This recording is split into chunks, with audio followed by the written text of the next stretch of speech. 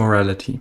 A topic discussed so much in philosophy, I'm sure no matter what belief I could possibly hold would already be categorized somewhere, and some random philosophy student, upon finding my video, will go, actually, that's what Fritz Heiner said in 1895 and is called incongruent moral counter-realism, or something like that.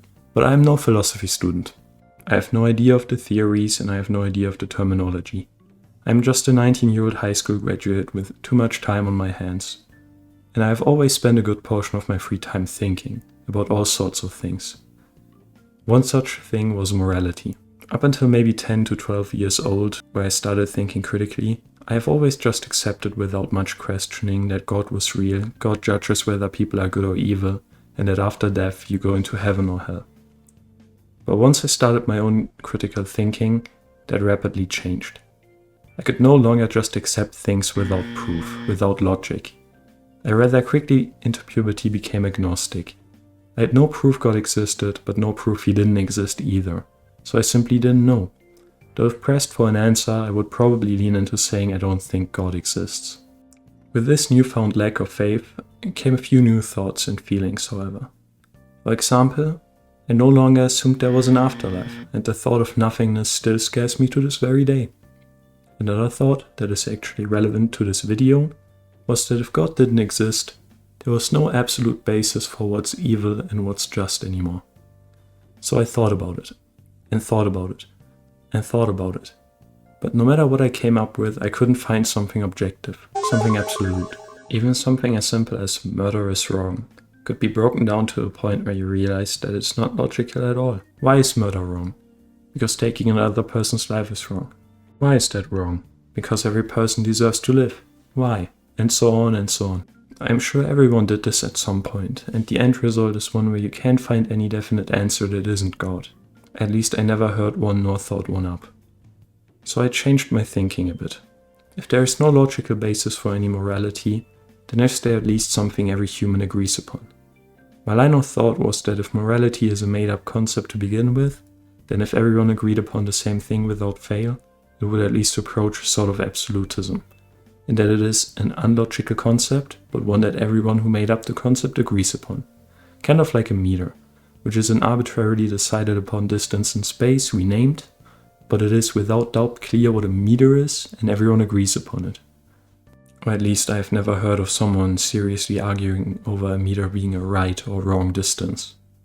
But even then I could not think up a single thing that everyone would agree upon. Plenty of psychopaths exist who see nothing wrong with killing each other or stealing from each other. It doesn't even take a psychopath for some special circumstance to make it so that people find it okay to kill or steal or rape or do any generally considered evil thing. So I was left off with nothing. I thought long and hard, watched plenty of videos, even went through ethics class in high school, but couldn't come up with any way to make morals logical or objective in any way. And I came to the conclusion that there was no right or wrong, not an objective one anyway. Stealing wasn't wrong, people generally just think it is. Neither was killing or any other evil act. Here I stopped my hunt for objectivity in morals and simply accepted there to be no right or wrong, and went on with my life. But did that suddenly mean I became a killing lunatic? A heartless machine who saw no wrong in any of my acts? Luckily, it didn't. No matter how much I logically concluded there was no problem, I still didn't want to kill anyone. I still didn't want to steal things from my friends or family. Weird, right? After all, I spent years realizing that it wasn't wrong to steal. Yet despite thinking it wasn't wrong and there even being incentive, minimal risk in yoinking some $5 every now and then, I didn't do it. As far as I can tell, I did not become a generally worse person at all from that realization. This sent me down one last round of contemplation before arriving at where I am today. I thought about why. Why don't I steal despite knowing it isn't wrong?